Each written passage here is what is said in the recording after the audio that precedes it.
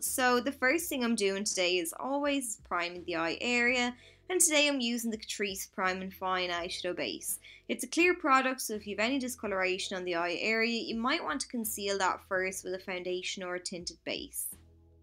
Next then, I'm taking the No Cosmetics Precision Eyeliner, and I'm using this to map out the shape of my winged liner. So I'm literally just drawing the outline now, so that I have a guide for my shadows then later on, and there's no mess, no fuss, I just have to colour in the outline.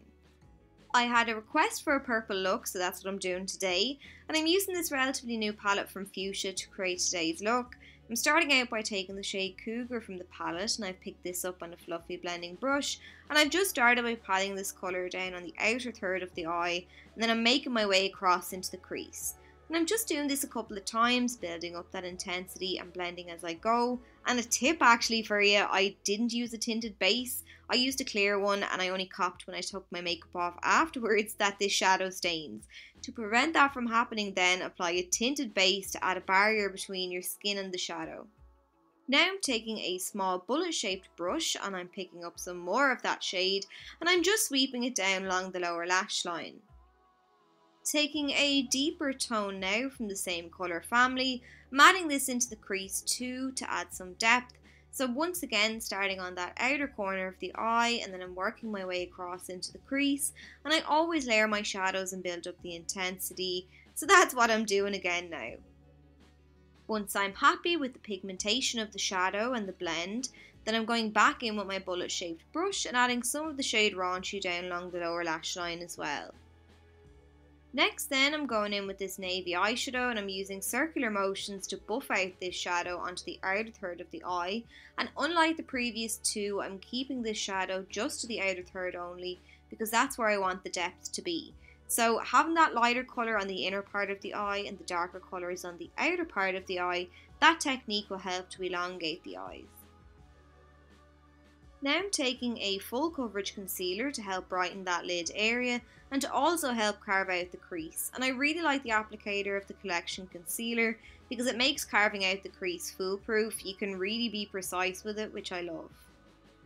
Then I'm just using whatever shadows left on my brush and I'm buffing across the lid into that concealer just so there's not really a harsh divide between the two. Now I'm taking this bright purple eyeshadow and I'm using it to add a pop to the lid.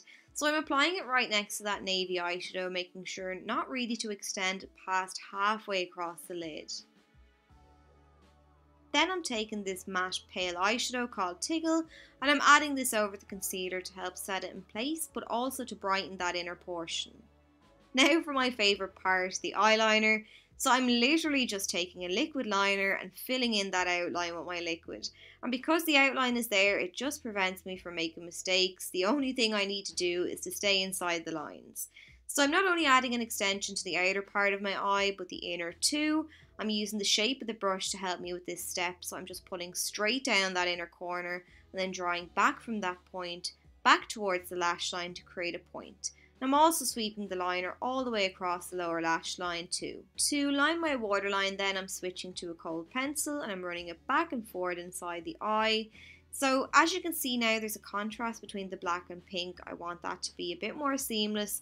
I want the colours to fade together a bit better, so I'm adding that navy shadow now just underneath the black to smoke it out a bit.